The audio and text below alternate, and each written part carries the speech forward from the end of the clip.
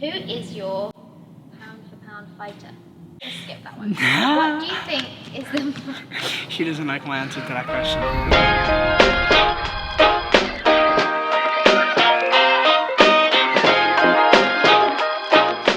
170 is a stacked division.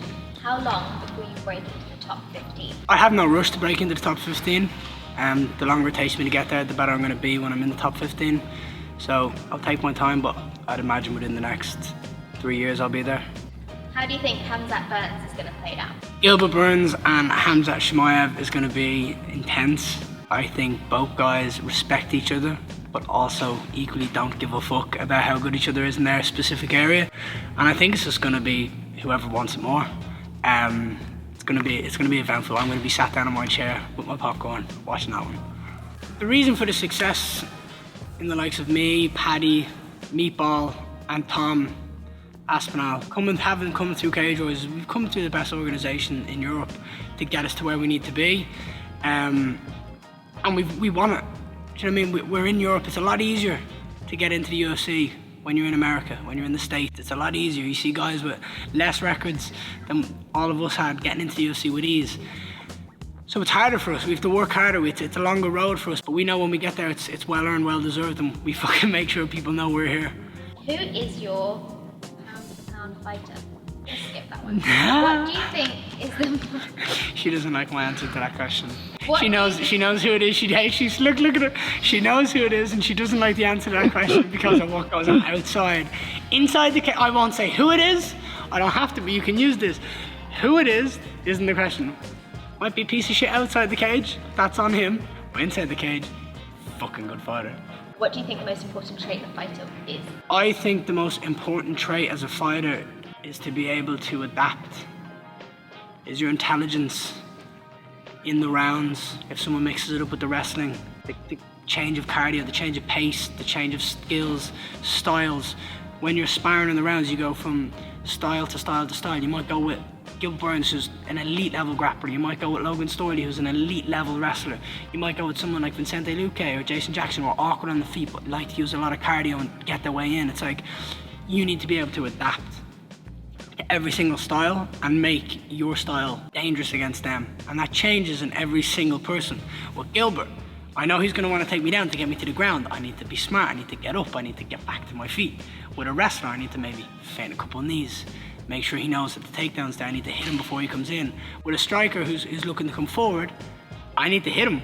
I need to put him on the back foot. I need to make it uncomfortable. So adapting to all these little things. It's the adaptation to a skill set, I feel, is the smartest thing for a fighter, is the most important thing a fighter can have.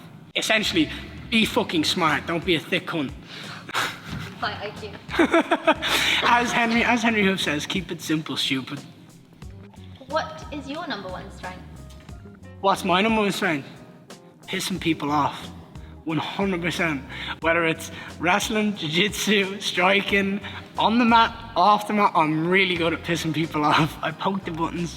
I push it up until the point where someone's about to snap. And I keep going. How do you feel receiving advice from Conor after your last fight?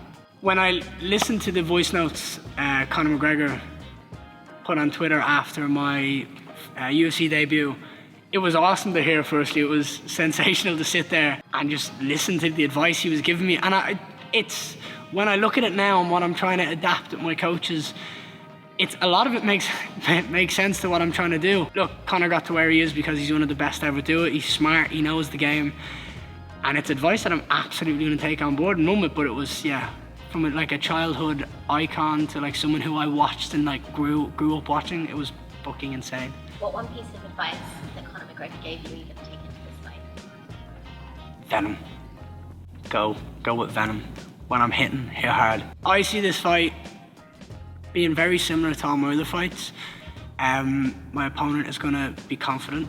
They're going to think they can find my holes. They're going to think that they can exploit my weaknesses, which is impossible because they're just not good enough. I will wait until he gives me an inch, and when he does, I'll take a mile. And I'll knock him out, and I'll leave there 2-0 in the UFC, 9-0, undefeated, and I'll make sure I still look fucking pretty. Are you excited for your token release with Blockasset? I'm excited for all of it, to be absolutely honest. I want to design it, I want to see the tokens, I want to sit there, I want to go on a Zoom call with Osprack, I want to go through a fucking all. I've got good ideas, my brain's fucking smart, right? I want to sit there and go through every single bit, and I want it to be designed by me with the guys. I don't want someone to make me my own shit. I'm like, fucking, if I'm involved in this, then I'm making sure I have a say. But no, I'm really excited to see it all, especially seeing as it's booming. All you see is NFTs on Instagram and socials. It's like, fuck, I want my own one. What does the future hold for Ian Garry? Answer it. Whatever Ian Garry wants the future to She's be. good, guys, she's good.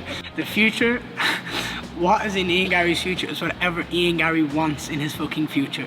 That is plain and simple.